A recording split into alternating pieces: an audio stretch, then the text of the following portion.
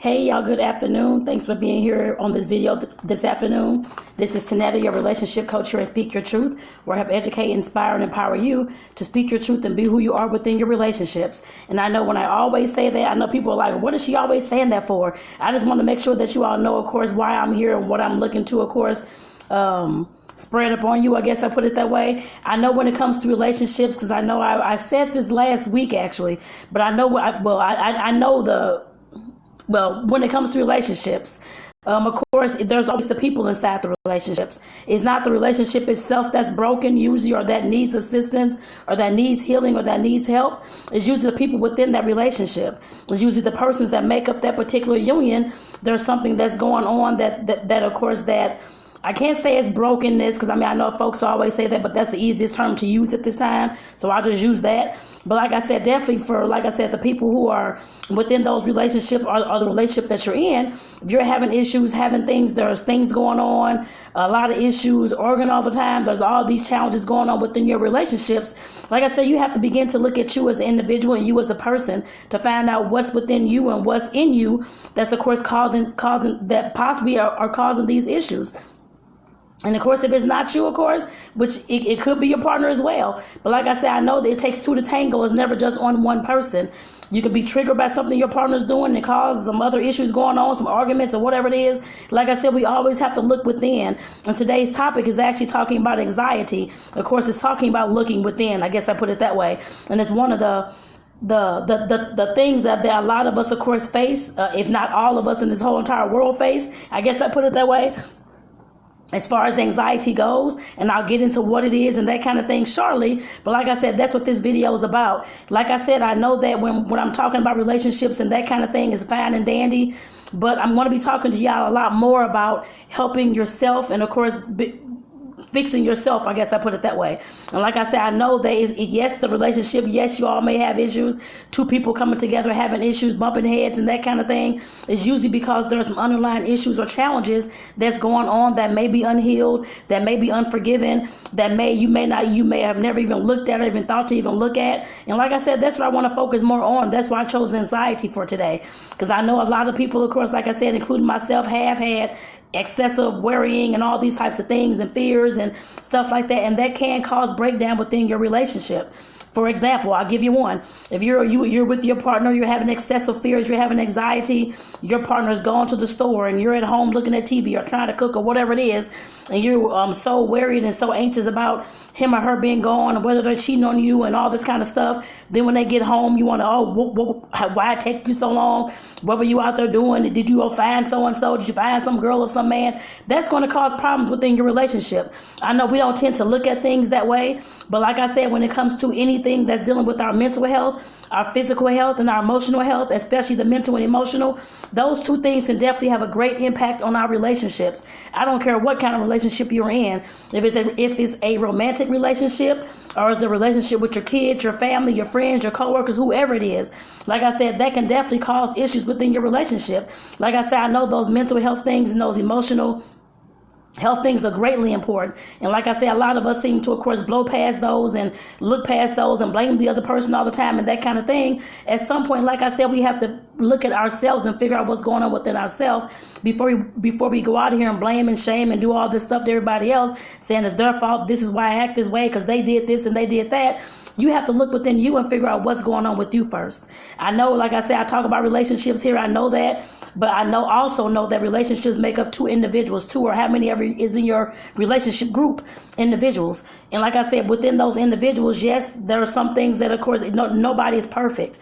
Everybody's going to have a lot of, some issues and different challenges and stuff like that that's going on. And at some point, you have to start addressing those things. And that's why I'm here.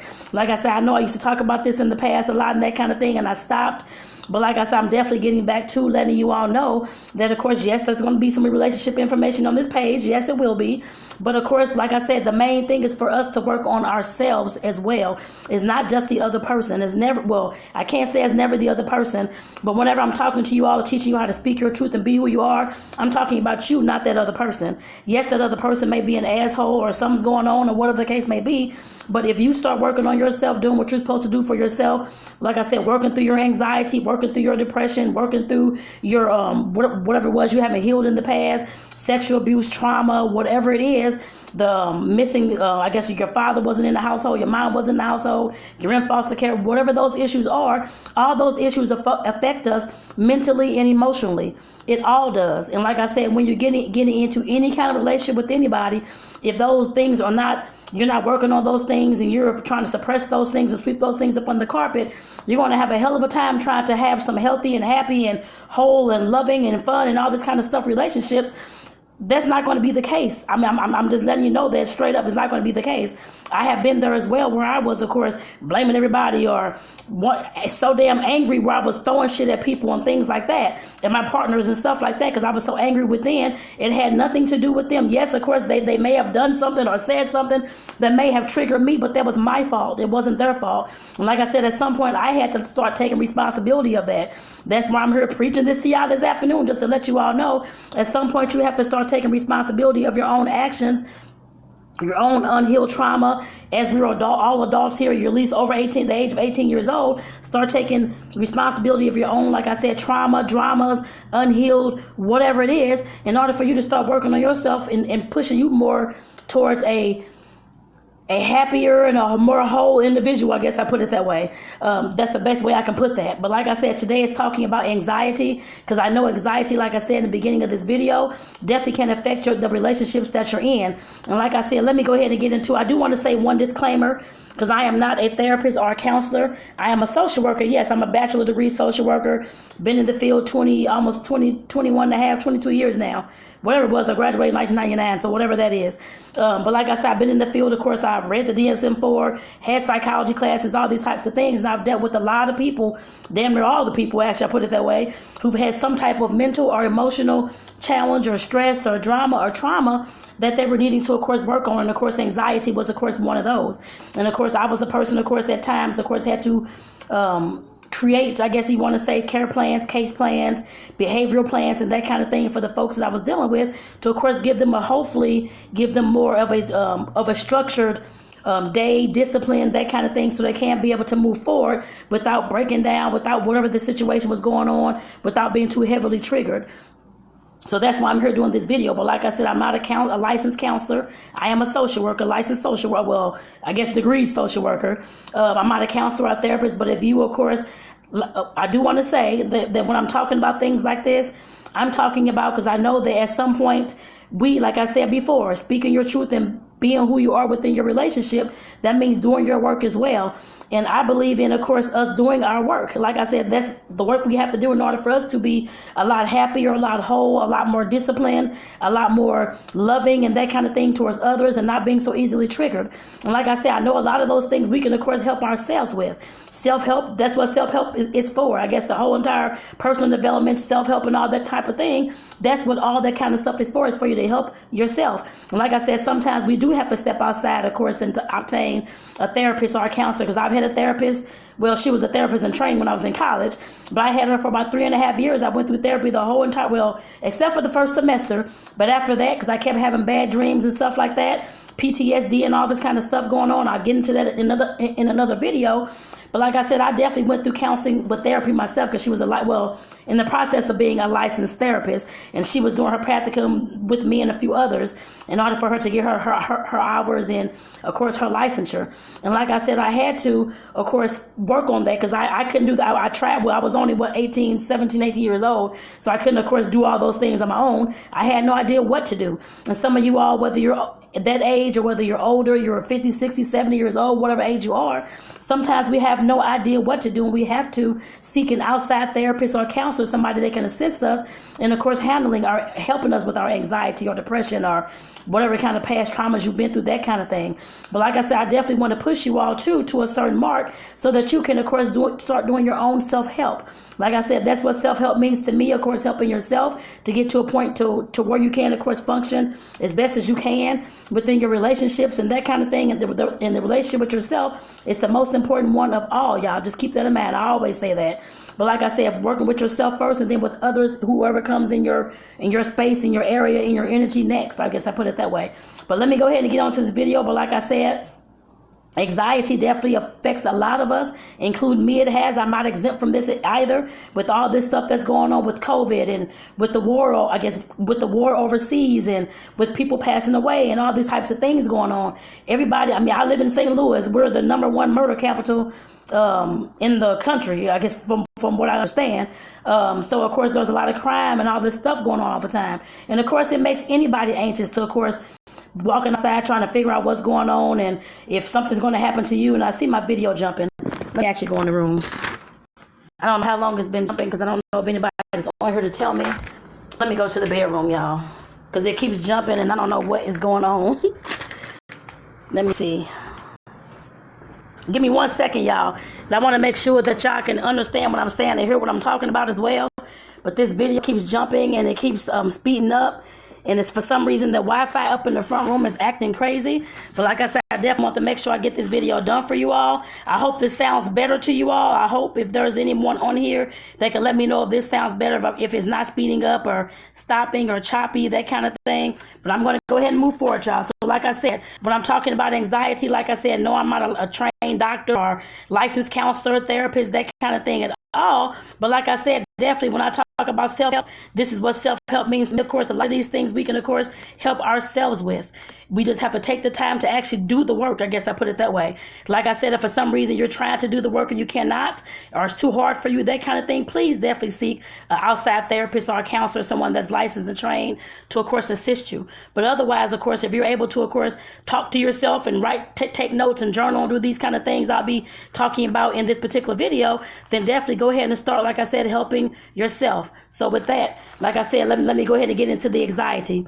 For one, the anxiety, the definition of anxiety is intense, excessive, and persistent worry and fear about everyday situations. And I know that can, like I said, with all the stuff that's going on in the world, that is a lot of us these days. And like I said, that's why I'm doing this video, just so I can give you all some tips and some how-tos so you can, of course, learn to, of course, work through the situations, possibly calm yourself down some if you're getting too excited or too anxious and that kind of thing as well. I know some of the symptoms or some of the ways that you can tell that if you're getting anxious. This may not be for everybody, but for some, but having anxiety, of course, you can be feeling nervous, restless, or tense, having sense of impending danger, panic or doom, increased heart rate, breathing rapidly, sweating, trembling, feeling tired or weak. I put it that way. So like I said, definitely, like I said, just keep in mind that anxiety is a normal emotion that does cause increased alertness, fear, and physical signs. Like I said, definitely, like I said, just make sure that you're looking at yourself and figuring out if that's you. I guess I put it that way. But like I said, I know with all the stuff that's going on right now in the world with the coronavirus and with the coronavirus and the war overseas and people passing away and people don't know what's coming next and jobs are being lost and businesses are shutting down and all this type of thing that's going on, and crime, of course, in the neighborhoods as well. Like I said, I stay here in St. Louis. There's crime every day here. So, of course, if nobody's anxious here, I'm surprised that they're not. I guess I put it that way. Unless they have no crime in their particular neighborhood for some reason. But like I said, there's definitely crime here. And like I said, that's just not in my city. It's everybody's city. And everybody, of course, at some point feels anxious. But there are ways that you can, of course, calm yourself down, that you can, of course, work through the situation. Like I said, that's part of the self-help. So the first one, let me go ahead and get into that. If you're feeling, of course, having sleeplessness, meaning difficulty falling asleep or staying asleep, racing mind, and issues when you awake, and of course, like I said, just can't get to sleep, and just sleeplessness, you're up all night or you're up part of the night, you keep waking up, that kind of thing, your mind is racing, thinking about all these things that can go wrong, all these things that are going on in your life, and you're worried to death. Like I said, there's definitely ways that you can, of course, kind of lessen those effects. I guess I put it that way. Just keep in mind that you can always, of course, create. I know some of these may sound very juvenile to you all, but like I said, definitely this does work because I do it as well, and I have done a lot of these. I guess I put it that way. I'm not just telling you all for my health. Like I said, I have anxiety to a certain point as well. Of course, I've been to therapy in the past, back when I was 18. My whole, my college career. But like I said, I still deal with anxiety. I can't say every day, but of course, I guess a lot. Like, we ain't gonna say a lot, but I guess like at least like every day or every, like I said, here we have a lot of crime here. Me driving forth to work, I live over in South City. There's killings over here all the time. So of course I'm looking around, worried, making sure that I'm okay and that kind of thing. But like I said, if it's affecting, like I said, your daily habits, you cannot leave the house, you cannot do certain things, you're scared to go certain places, you're scared to look at TV, that kind of thing, that's when you know that you need to seek a therapist, counselor, or somebody that's licensed. Like I said, that can of course assist you. Oh, it's blinding you? So, sorry about that. Thanks, sis. I'm sorry. I thought the light behind me was blinding you. I'm going to say sorry about that. But like I said, definitely, some of these things may sound juvenile, but definitely just keep in mind that a lot of people, if 99% of us in this world suffer from anxiety, like I said, these things can help, especially when it comes to sleeplessness. The first one is create a bedtime schedule. There's nothing like creating a bedtime schedule to make sure that you're in bed by a certain time, if you can, every single day. Your body will, of course, get used to that. If it's 9 o'clock, 10 o'clock, whatever time you're used to going to bed, just make sure that you try to keep that schedule as much as possible, and your waking schedule as well. If you get up at 5, if you get up at 4:30, if you get up at 6, whatever it is, set your alarm, of course, for that time. But like I said, definitely make sure that you create some type of bedtime and awake schedule. The next one, limit your caffeine and alcohol intake, of course, in the evenings around bedtime, that type of thing. I know some may say that it makes them sleep or whichever the case may be, and that could be true. I'm not saying that, but just keep in mind that caffeine and alcohol can, of course, give you all that extra energy and keep you woke and all that kind of stuff. So, of course, try to start limiting those if that does affect you in the evening before you go to bed. Removing the clocks. I know I don't have any clocks in my house besides the one on my cell phone, actually, because I know I'm looking at the clock and trying to see what time it is, and let me look at my phone, that kind of thing. When I'm getting ready for bed, I'm setting my phone on the floor with the face down so I can't see any light from my phone, to make sure that I'm focusing on relaxing, resting, and making sure I'm getting myself in bed by a certain time, to make sure that I'm not just, oh my God, focus on the clock or focus on this or focus on the TV or whatever it is. The main thing, another thing is, of course, to get daylight with sunlight. Making sure that you're, of course, outside in the sun some part of the day, even if it's 10, 15 minutes. That vitamin D definitely works well for your body as well. I'm not going to get into all the medical things, but like I said, definitely vitamin D definitely helps you with your sleeping and with your relaxation, with, of course, feeding your body those type of vitamins and that kind of thing as well. I know folks, of course, may take the vitamin, that's fine, but still make sure that you get outside for at least a little bit of exposure for the light, for the sunlight, if you have sunlight wherever you are. Exercise. Keeping at least, if you can, a daily exercise regimen, even if it's walking for 15 minutes, that's how you get your sunlight as well. Or if you're walking up the steps in your house trying to get exercise, whatever it is, if you're doing sit-ups, you're doing jumping jacks, jumping rope, whatever it is, just try to get you some, like I said, some exercise every day. If you can, I think they say for at least 20 to 30 minutes a day. That, of course, helps. I know for me, of course, it helps me, of course, rest when I'm going to bed in the evening. It may not be for everybody, but like I said, exercise definitely does work. You, of course, tire yourself out in that kind of way, and of course, then you're ready for bed. I guess I put it that way. And like I just talked about putting down the cell phone, y'all. I wrote down here putting down the cell phone at least an hour before bedtime, because that is a stimulant. And like I said, that light and all those notifications and all these dings and all this stuff going off will, of course, keep you woke, I guess, and keep you not going to sleep. I guess I put it that way. So make sure that you're, of course, doing that at least an hour before you go to bed, y'all, with that cell phone. Cutting it down. I know some folks say, oh my God, I can't cut my cell phone down. Suppose something happens. That's anxiety again. Like I said, I'm sure they'll be okay. If not, they can call 911 is how I see things. Everybody may not look at it that way, but I had to start doing myself like that, because I was answering the phone in the middle of the night and people calling and all this stuff going on. I can't do anything about their situation that 911 couldn't assist in doing. I guess I put it that way. And most times when people are calling you in the middle of the night, that kind of thing, or late night or early morning because something has happened, those are boundaries that you have to set. Like I said, this goes past, of course, at this particular point, anxiety. Like I said, those are boundaries that you also have to set as well. And you have to learn how to set those, especially if you want to have a restful evening. I guess I put it that way. And not being bothered, everybody's calling and bothering you, making you anxious and all those types of things, and worrying to death as well. You have a life. You have to, of course, make sure you get your life in order. They'll get theirs in order at some point as well. The next one is difficulty focusing. focusing on, of course, like I said, the news, the media, the virus, the household, the family will cause anybody to have a difficulty focusing on any task they're trying to do. Like I said, definitely we have to make sure that we're trying to focus on whatever task we have at hand. If that's cooking, if that's cleaning, if that's going to bed, if that's going for your walk or whatever it is, make sure that you, of course, like I said, there's a few things I did write down. But like I said, you have to, of course, get yourself in the mode, start practicing these things to make sure that you can, of course, get yourself on your own schedule. Like I said, the difficulty focusing with all the stuff that comes at us all day long, especially when our phones open up in the morning, is all these notifications. Here's the news. Here's somebody saying, girl, look at this. Somebody died yesterday or whatever's going on. That would drive anybody insane. Of course, worry all day long, anxious about different things. Like I said, you definitely have to set your boundaries when it comes to the anxiety, like I said before. Yes, there's excessive worrying and that kind of thing and fear of the future. But of course, like I said, you have to make sure that you're setting your boundaries. And this is the self-help things that you can do. And this is the work that you have to do for yourself as well. The first thing I have down here is create a to-do list of the essential activities. I don't care what your essential activities are. Make sure that if you want to use your cell phone, if you have like that notes app, you can put down like a little to-do list on your day, or if you write it on your calendar, if you have a calendar, or if you write it on your notebook or wherever you want to put it. But just make sure that you have a to-do list that you're trying to get done that day, and make sure that you stick with that. Again, enforce your boundaries if folks are trying to bring you apart. Take you away from whatever it is that you're doing. You have to focus. Like I said, this is the difficulty focusing. That means putting your cell phone down, all that kind of stuff as well, so you can focus on whatever it is you're trying to do.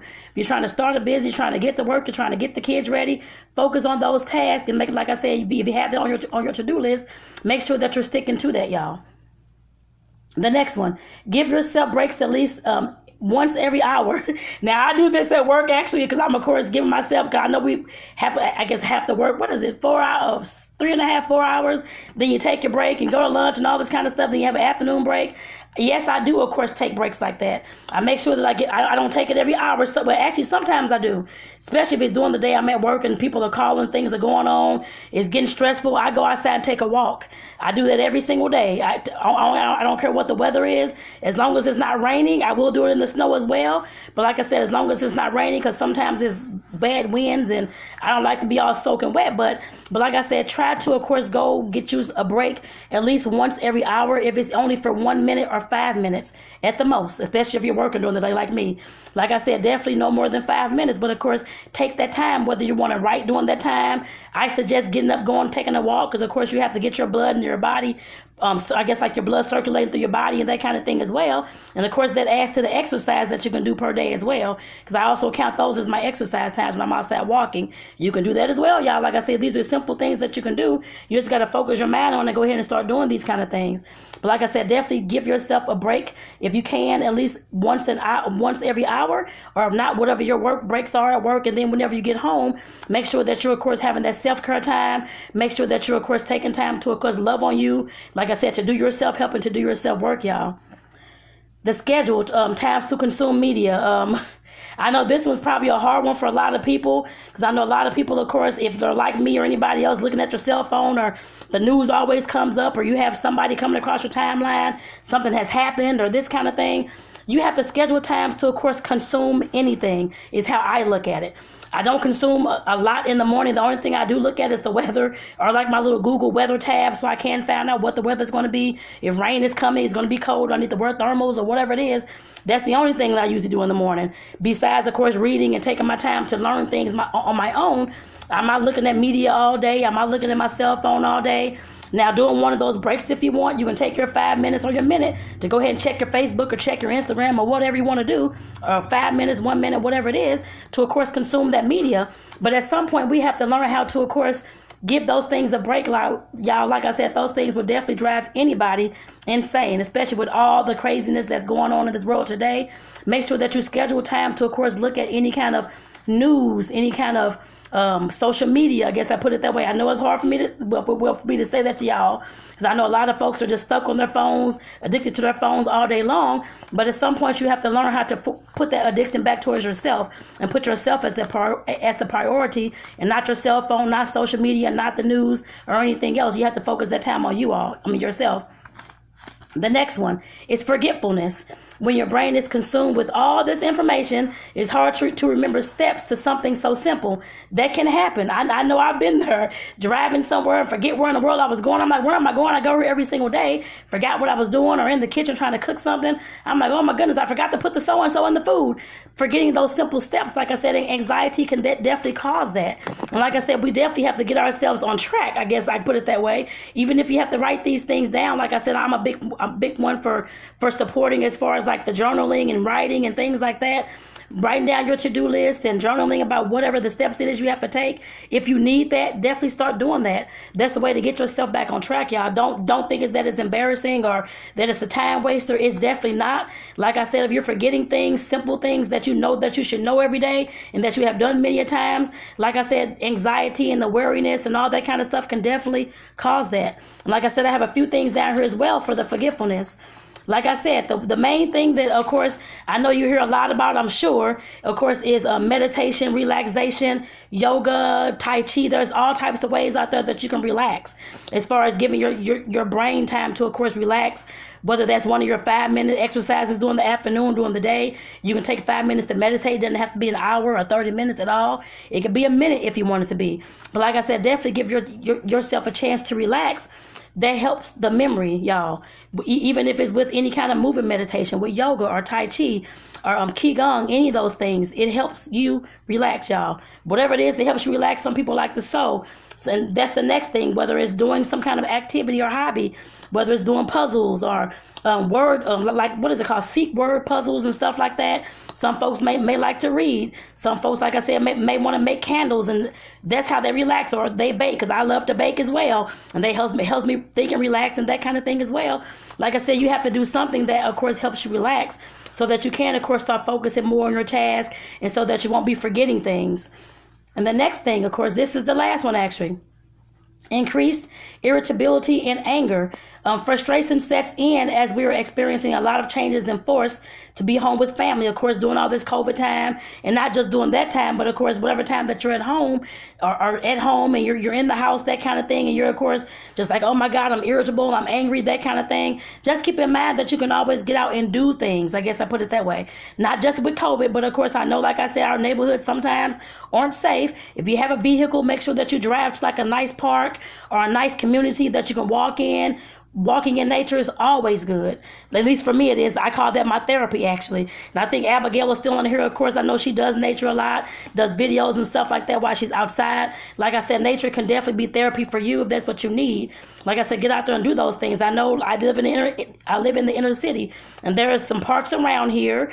I probably wouldn't walk. I've walked in a few, but like I said, I have to usually go somewhere like a nicer neighborhood in order for me to walk, so I won't have to worry about and have anxiety about, oh my God, is somebody gonna come back shooting, or which does happen here. I put it that way. So like I said, if that's a neighborhood that you stay in, learn how to get out of your neighborhood. There's nothing wrong with that. There's nothing wrong with going to any other, out like St. Louis County or whatever kind of suburban neighborhood, I guess suburban neighborhoods that's near you, but just get out of the area that you're in and just have a different change of scenery if that's all you need. And of course, a safer place to walk and exercise and that kind of thing as well. And I have a few things down here as well. Let me see, visualization. I can't pronounce that word, y'all. Just visualizing different things that you, of course, you're having a happy time. You're, of course, at a beach, if you're meditating, you're laying down, you're relaxing, make sure that you're thinking about the happy things. Anxiety, of course, causes us to think about the negative.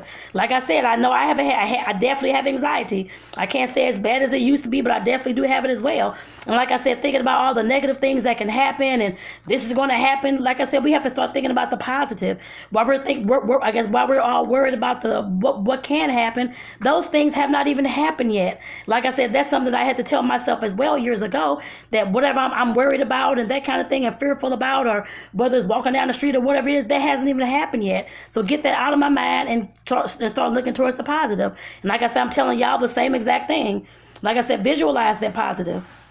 Taking the self-care break. I know I've talked about that throughout this video. Like I said, self-care, self-help, all those kind of things fall in the same kind of line. Taking a self-care break, if you need to go spend a night at a hotel somewhere, if you need to go drive an hour away from wherever it is you stay and go out in the country areas and just stay at a hotel somewhere, then do that. If you have the funds to do so and a car to do so. If not, like I said, take a walk out in nature. There's parks everywhere. As long as you have a nice, safe park that you can walk in, or if you like to go swimming, or whatever it is you like to do, definitely go out there and do that. Just use that as far as self-care. Some folks like to get massages. Some folks like to, of course, exercise, eat right, all those things are self-care. I love doing my nails. You see, I got nails all these different colors now, purple, yellow, red, and all these colors. Like I said, you can definitely do that as far as self-care. You're taking care of yourself. You're, of course, focusing on yourself, not the media, not anybody else, not the kids, not the husband, family, boyfriend, whoever it is, girlfriend, whoever. You're focusing on yourself. That's what self-care means, and however that means to you. And the last thing, well, one of the last things, I have expressing to others how you feel. Of course, when you're irritable, you're angry and that kind of thing, because I used to have a very bad temper. A lot of you all may not see that now, but back in the day, let me see. I can say from like my teenage years up until maybe like 25, 20, close to 30, I guess I put it that way, I had a very horrible temper. I was getting upset about all these things that's going on. Like I said, we definitely have to start, like I said, finding out where all the anger is coming from. That's what I had to do as far as doing my work. Figure out where in the world all the anger was coming from. And then, like I said, start expressing myself to others around me so I wouldn't be holding in all this anger, trying to sweep things up under the carpet so I won't make somebody else upset. A lot of us, especially women, do that a lot. And like I said, we have to start expressing ourselves to, the folks around us. I'm not saying be disrespectful. Of course, yes, at times I was definitely disrespectful. I know that I had to go back and apologize and hope for forgiveness for those people as well. But like I said, definitely at some point we have to learn how to express ourselves. If you're feeling angry, if you're feeling upset, whatever it is, tell your partner, tell that person, tell your kids or whoever it is, your boss will. I don't know if you want to do your boss. It just depends on what kind of boss you have at work. But of course, your coworkers, whoever it is, make sure that you're letting folks know how you're feeling, y'all. You can't keep walking around with all this anger and all this irritability and sweeping things up on the carpet. It's going to cause you to have a nervous breakdown. I've seen that happen in people. So make sure that you keep that in mind. The last thing I have on here is exercise to blow off steam. I know I said exercise before, but like I said, if you're angry, you're irritable, you just can't think, you need to just get away and just escape. Exercise can definitely help. Like I said, walking out in nature is definitely the best thing that I have ever done. Like I said, that is my therapy. I know some folks, of course, actually go to the gym. I used to go to the gym and do kickboxing and all this type of thing. If that's what you want to do, go ahead and do that. But like I said, exercise can definitely help you blow off that steam. Then you can come back and, of course, express yourself to whoever it is. Let that person know you have to calm down, go exercise, then come back and talk about it. But like I said, definitely exercising definitely does help. It, of course, like I said, helps you sleep if you have a sleeplessness. Like I said in the beginning of this video, it helps you with all those types of things. We may not see that. Some of us may look at exercise as a daunting activity. We don't want to do, oh my God, I got to go this, I got to do that. But just keep in mind that exercise, well, I can't say it's key, but exercise definitely helps you with a whole lot of things, y'all. Exercise and, of course, eating right, eating healthier, that kind of thing, making sure that you're getting your water intake and that kind of stuff every day. Like I said, those things will do wonders for your mental capacity and your emotional capacity. So keep that in mind, y'all. So with that, I want to say thank you all for tuning into this video. I'm trying to see if there's anything else I want to add. I don't think there's anything else I want to add, but like I said, just definitely when it comes to anxiety, that's, like I said, excessive worrying about the future, the fearful of the future, what's going to happen and what could happen. Like I said, a lot of these things can, of course, assist us. All the things that I mentioned, I know I mentioned a whole lot of things, but like I said, definitely there's more out there that you can do as well to, of course, help lessen your anxiety. And like I said, you're going to hear a lot more of these type of videos on this page. Just keep that in mind. It may not always be about anything mental health or that kind of thing at all, but like I said, when I talk about speaking your truth and being who you are, you have to find out who you are first and how these things are affecting you. Like I said in the beginning of this video, if anxiety is affecting you to the point that you can't trust your partner when he or she goes out to the store and you're wondering where they're going, why they've been gone so long, and who they talk to, and you're thinking that they're out there cheating or whatever else, that can, of course, be anxiety as well. Just keep that in mind. Like I said, we have to check ourselves. Yes, our partners may have done whatever it is. I don't care what they've done, or whoever your kids have done, whatever the case may have been. But at some point, you have to learn how to check yourself and do your own self-work and figure out who you are and why all these things are triggering you and whatever's going on. And like I said, I will be talking more and more about that on this page. Because like I said again in the beginning of this video, we can have all the relationships that we want in this world. I don't care how many you have. You can have 15 partners, 39 kid relationships or whoever, 15 work relationships, whatever it is. But if you're, of course, like I said, nobody is perfect. Everybody is living imperfect in their imperfections, if I'm saying that right, or living perfect in their imperfections. But like I said, nobody's perfect at all. But like I said, when you have all these relationships, but you know that your relationships are broken, there's things going on, that there's whatever it is, distrust, there's all this drama and trauma that you've had that of course keeps being triggered with these folks in these relationships that you've had. They will never be healthy and happy as you want them, or loving as well. Like I said, at some point we have to start working on ourselves. It's not the relationship's fault, it's the individual people within that relationship's fault. I guess I put it that way. If you want to blame somebody, I guess I put it that way. But like I said, we definitely have to take that fault within ourselves as well. Or I guess not fault, I guess I should say responsibility. Take the responsibility within ourselves and start, like I said, start working on ourselves. There's no way that we're going to have a whole, healthy, loving, kind, great, awesome relationship if we cannot get ourselves together first, y'all. I know I've said that in many of these videos, and I'm going to keep saying that as well. If you want a healthy, happy, whole, loving relationship, I don't care if it's with your kids, with your mother, your father, with your siblings, with your spouse or your partner, you have to start creating that within yourself first. Like I said, yes, you can come together all day long with all these relationships, but of course, if you're constantly having turmoil, there's constantly challenges coming up, y'all are constantly getting mad at each other, cursing each other out, wanting to fight, all this stuff going on, you have to look at you first and figure out what is going on within you that's causing you to be triggered, and that's causing you to, of course, put all this, whatever it is, on these other people. Like I said, it starts with us first, and that's part of the self-awareness and what I was talking about in the beginning as well, the self-help and, of course, your self-work. Like I said, we can, of course, help ourselves through a lot of these situations. A lot of us may not want to, I guess I put it that way, because it's too much work, or we've lived in that same story that we've told all these folks in our lives, and they of course believe it, and we do too. But like I said, at some point, if you're wanting to, of course, change the person that you are and change the relationships that you're in, you have to start working on yourself. And like I said, with that, I'm going to go ahead and get my butt off here because I'll talk all day. I want to say thank you all for tuning into this video. Again, I'm Tanetta, your relationship coach at Speak Your Truth, where I have educate, inspire, and empower you to speak your truth and be who you are within your relationship. Take care, y'all, and have a great evening.